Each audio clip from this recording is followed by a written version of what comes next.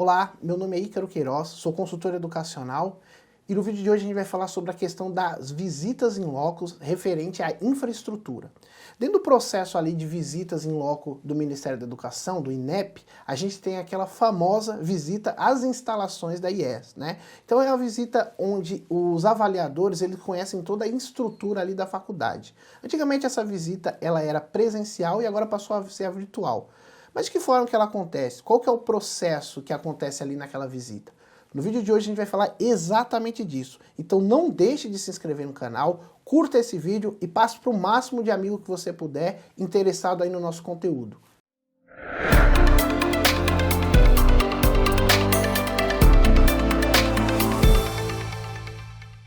A visita à infraestrutura, a questão da infraestrutura é tão importante que ela não se detém a apenas um indicador dos instrumentos avaliativos, né? A gente viu aqui várias questões aqui ligadas às visitas em loco, né? Como visita ao NDE, reunião de equipe multidisciplinar, plataforma, e todas elas tratavam de alguns indicadores que tem lá no instrumento. Mas, por exemplo, se você pegar um instrumento para credenciamento institucional, se você pegar, por exemplo, um instrumento pensando na autorização de curso, a gente vai ver que tem uma dimensão específica só para isso. Então não é um indicador, existe uma dimensão com vários indicadores tratando só da questão da infraestrutura, tá? E o que a gente vai ver na questão da infraestrutura?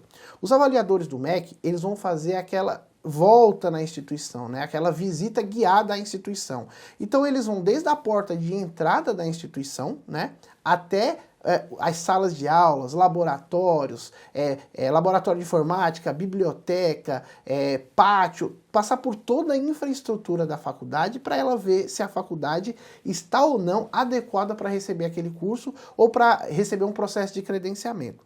Para iniciar, o primeiro processo que o Ministério da Educação faz é a questão da geolocalização, né? Por que a geolocalização? Antigamente, o avaliador do MEC, ele estava na instituição, então ele sabia, não, essa não é uma instituição fantasma, realmente eu estou aqui na instituição e estou vendo a estrutura dela. Só que hoje em dia, como as visitas em loco e esse tour aí, a infraestrutura, ela é feita de forma virtual, acontece um processo que é chamado geolocalização. E como funciona esse processo? Na geolocalização, o avaliador recebe a geolocalização de onde está a faculdade. Então, por exemplo, a pessoa que está guiando aquele tour ali, o coordenador de curso, o PI, ela manda para o avaliador a geolocalização, que é como se fosse aquele mapazinho do Google, ó, realmente a gente está aqui. Então manda como se fosse a localização. Manda a localização para o avaliador e o avaliador pode ter certeza. Não, realmente aquela instituição está situada naquele lugar, naquele endereço que está constando ali no PDI. Então o primeiro processo para se começar essa visita em loco é esse processo da geolocalização, que é mostrar exatamente que a instituição funciona naquele local. Pensando então já na visita em loco, à infraestrutura, é muito comum que o avaliador do MEC peça para pessoas estratégicas estarem em lugares estratégicos. Então, por exemplo, eles podem pedir para o bibliotecário estar lá na biblioteca, pode pedir para a secretária estar lá na secretaria, pode pedir para a pessoa responsável pelo TI estar lá no servidor para tirar algumas informações. Por quê? Na hora que ele está passando pela visita, está passando por toda aquela infraestrutura, ele vai passar, por exemplo, no servidor de informática. Ele vai perguntar para o responsável do TI, qual que é o plano de redundância que vocês têm? Vocês têm algum plano de contingência? Essa internet de vocês, ela funciona com quantos giga, com quantos mega? Por quê? Ele quer confrontar para ver se aquilo que está proposto ali no documento, que está ali escrito no documento, vai ser a mesma coisa ali que a pessoa do TI vai estar falando. É aquela questão que a gente sempre fala aqui de questões testemunhais e questões documentais que eles confrontam, né? Então, é bom as pessoas que estarem ali estarem dispostas no seu local de trabalho, né? Ninguém vai estar mentindo, vai estar todo mundo lá no seu local de trabalho que costuma trabalhar, e é bom que elas estejam bem preparadas para receber aquela visita do MEC. Não tá nervosa, tá bem preparada, ser bem instruída, para quando, de repente, um avaliador do MEC fazer alguma pergunta, a gente não ter surpresa nenhuma, né? Então vamos simular aqui essa visita à infraestrutura. Imaginando que eu sou avaliador do MEC e você aí é o coordenador que está fazendo essa visita aí junto comigo. Vamos pensar um pouquinho, vamos tentar imaginar quais são as etapas que eles passam ali dentro da instituição. Então, a primeira coisa, como eu falei, acontece a geolocalização, eles entram dentro da instituição e aí vão passando sala por sala, tá? E aí, é importante, no seu documento de PDI, você tem todas as instalações da instituição. Você tem lá quantas salas de aulas tem, você tem quantos laboratórios de informática tem, biblioteca, tá tudo isso descrito nos seus documentos. E aí, de novo, eles vão avaliar se o que está ali naquele documento é realmente o que corresponde à sua instituição, né? Analisando as provas documentais e analisando as provas testemunhais. E aqui as provas testemunhais é a partir da própria experiência que eles estão tendo ali na infraestrutura da faculdade. Então, imagina, a gente entrou, primeiro ponto que a gente vai olhar são as salas. Então, primeira coisa, sala do professor. Vamos dar um exemplo. Sala do professor. Lembrando que a gente tem professor de tempo integral e de tempo parcial.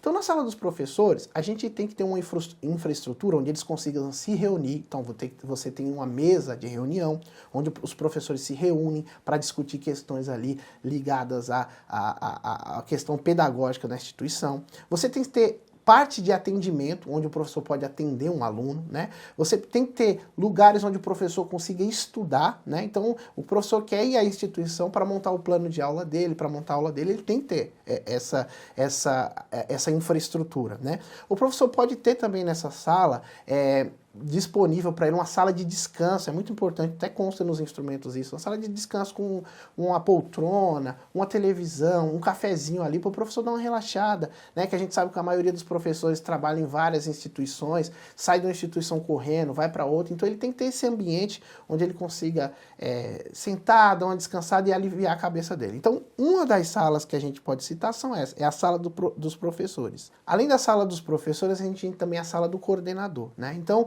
digamos que a gente está fazendo uma visita aqui para autorização do curso de gestão financeira. O MEC vai querer ver onde é a sala do coordenador, né? A sala dos professores, como a gente falou, é onde o professor atende um aluno ou ele monta o plano de aula. Já a sala do coordenador é a sala onde o coordenador recebe os professores. Então, às vezes tem um ponto a ser discutido ali na questão da metodologia, outras questões ali operacionais, administrativas, o coordenador convida o professor para fazer essa discussão. Então tem que ter uma parte de atendimento ali onde aquele coordenador consiga atender aquele professor e onde o coordenador consiga trabalhar também, né? Ele tem que ter um lugar ali para ele trabalhar, para ele pensar as questões pedagógicas ali do curso, o qual ele é responsável. CPD, outra sala muito importante ali que a gente tem que passar, que a gente passa obrigatoriamente nas visitas à instalação, é a CPD, que é a Central de Processamento de Dados, né? Na Central de Processamento de Dados vai ter lá o servidor, né? O nosso servidor vai estar lá, o servidor que atende todo o prédio, então ele tem que estar lá, a gente tem que mostrar esse servidor. Como eu falei, às vezes eles podem fazer algumas perguntas sobre conexão, sobre se de repente a internet da instituição cair, se a instituição tem algum plano de redundância. A gente já falou sobre esse documento aqui, que é o nosso plano de contingência, né? Então eles podem fazer algumas perguntas para o pessoal de TI ali nesse sentido, né? Mas no CPD é basicamente isso, é mostrar o hack lá de servidores, né? Mostrar como eles funcionam. É bom o profissional do TI dar uma introdução de como funciona antes deles perguntarem até, né? Ali pode ter também uma sala de atendimento à informática. Então, por exemplo, se o aluno tem um problema ali de informática, não está conseguindo acessar o Wi-Fi, não está conseguindo acessar alguma coisa no computador dele, na biblioteca da instituição, ele pode abrir um chamado e aquelas pessoas vão lá atender ele, ou ele pode trazer o notebook dele até lá e as pessoas ajudam ele ali com essa parte de informática. Então, o CPD é isso, é o Central de Processamento de Dados, que é onde funciona o coração tecnológico da instituição, daquele prédio, né? Por mais que a sua instituição tenha a sua instituição tem um AVA externo ou material didático externo, a gente tem que ter uma demanda de infraestrutura para atender aquele prédio. Então, o CPD é uma questão muito importante nesse processo. Bom, salas de aula e salas de informática. As salas de aula, como eu já falei, tem que constar a mesma quantidade que você colocou lá na sua documentação. Pode ser que eles peçam para ver todas? Pode ser. Pode ser que eles peçam para ver uma em específico, como uma amostragem? Pode ser. Mas aí eles vão querer ver questões principalmente ligadas à tecnologia que a gente tem dentro daquela sala de aula. Então aquela sala de aula tem um projetor para o professor apresentar slides? Interessante. Como está a condição física daquela sala de aula? As carteiras, elas estão em boas condições, né? A gente tem cadeiras ali para obesos, é importante também ter, que é a questão da acessibilidade, né? Então, na questão da sala de aula, eles vão ver se aquela sala de aula está preparada para atender os alunos.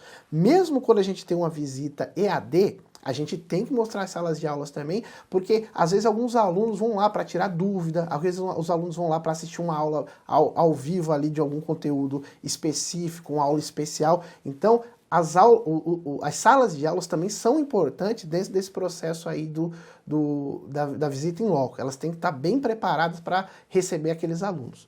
E no que diz respeito ali às salas de informática, a mesma coisa. Então, a quantidade de computadores que está descrito lá na documentação, ela tem que corresponder àqueles computadores que tem ali. Ela tem que atender a todo o aluno. Imagina você se o seu curso é basicamente EAD e os alunos vão lá só para fazer a prova.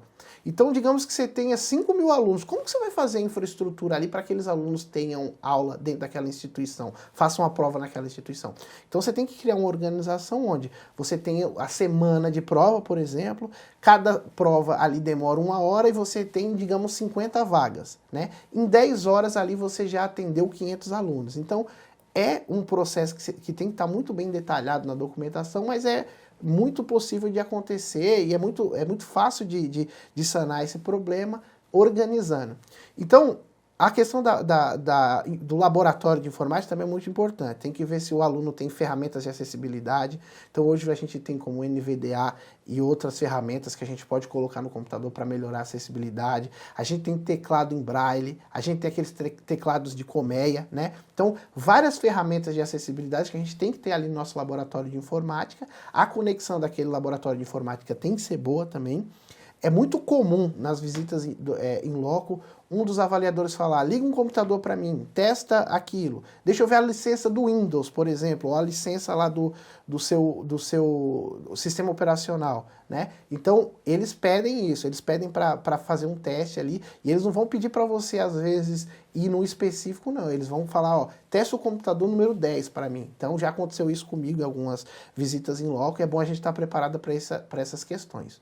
Laboratórios. Existem alguns cursos em específicos que determinam, que demandam um laboratório, né? Então, por exemplo, um curso de análise e desenvolvimento de sistemas. Você tem que ter um laboratório de informática lá para o aluno, para ele testar. Um curso de TI, você pode ter um laboratório para ele fazer montagem, manutenção de computador. Cursos da área de saúde, você tem que ter laboratórios na área de saúde, né? O próprio instrumento, ele cobra isso, né? É lógico que ele deixa claro lá, não se aplica para outros cursos, mas os cursos na área de saúde, você tem que ter esses laboratórios ali disponíveis para o aluno, né?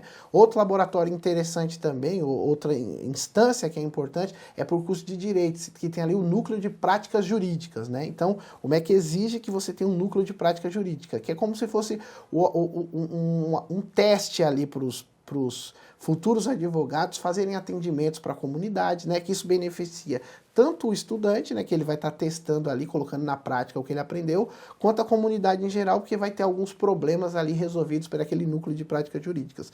Esses laboratórios, essas instâncias aí, são importantes e constam lá na documentação. Na visita em loco, se você vai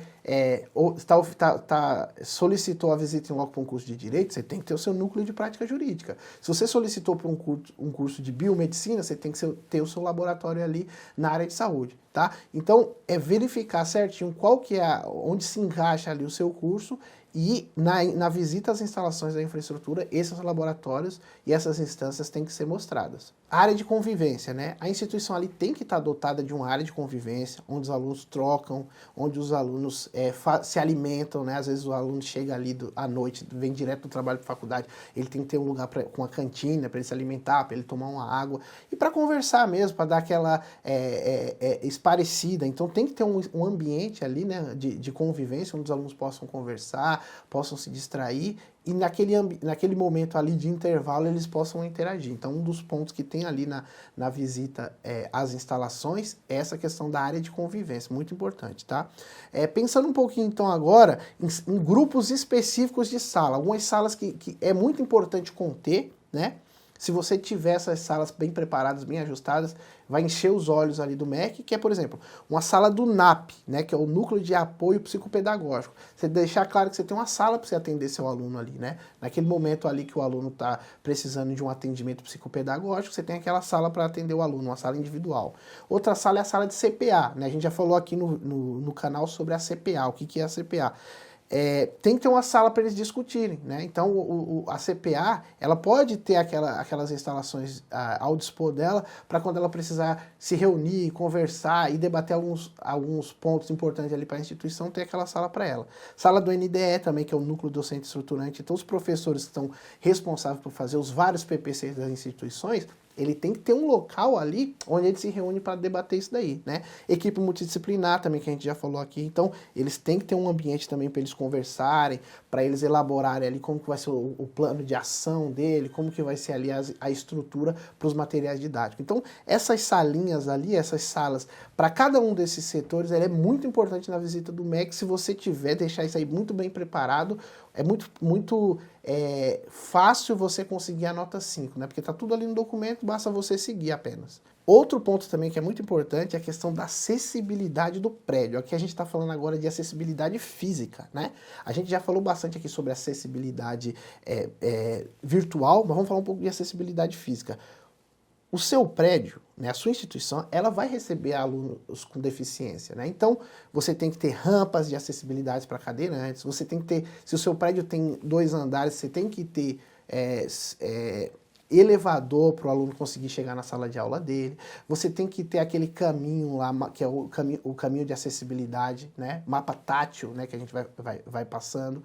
Você pode ter um mapa também na entrada da sua instituição, que é um mapa tátil para o aluno que é deficiente visual passar, ele conseguir visualizar todas as instalações através do braille, né? Então, essa questão da acessibilidade do prédio é muito importante. Se você não tiver, por exemplo, um elevador no seu prédio e você tiver salas de aula no andar de cima, já é um ponto crucial ali para você ter nota 2 ou nota 1 e o seu curso não ser autorizado. Então, é muito importante ver essa questão da acessibilidade. E aí a gente tem alguns documentos que são fundamentais que tem que ter ali, que demonstram essa infraestrutura da instituição. Então você tem o AVCB, né, que é o auto de vistoria do Corpo de Bombeiro. Esse AVCB tem que estar muito claro lá para o MEC, que foi validado ali pelo bombeiro, né? Você tem também ali questão do documento do plano de fuga, né? O plano de fuga também tem que estar muito bem claro ali. Documento de locação do prédio, se o prédio não for um prédio da instituição, tem que ter o documento de locação. No que diz respeito ao laboratório, você tem um manual de boas práticas do laboratório, um manual de boas práticas da biblioteca. Então são vários documentos, né? De novo, focando naquela ideia das provas documentais, que tem que estar lá preparado para o MEC. Por quê? Quando eles forem fazer a visita em loco, eles vão fazer a visita, mas olhando aquela documentação. Então aquela documentação tem que estar bem preparada aí para eles confrontarem com aquela visita que eles estão fazendo ali até a instituição. Bom, por enquanto foi isso nesse vídeo, né? A gente falou aqui então sobre a questão da infraestrutura, da visita à infraestrutura, né? Daquela vistoria ali que o MEC faz nas instituições de ensino para autorizar o curso ou para credenciar a instituição. E aí, se a gente focar nesses pontos que a gente colocou, nessas salas, nessa questão da infraestrutura, a gente já é meio caminho andado aí para a gente ter uma aprovação do nosso curso ou um credenciamento da nossa instituição. Bom, eu fico por aqui, né? Espero que o conteúdo tenha sido relevante para vocês. Curtam esse vídeo, né? Se inscrevam no canal e passem o vídeo aí para o máximo de colegas aí da área, interessados em geral que vocês conheçam. Muito obrigado e até a próxima.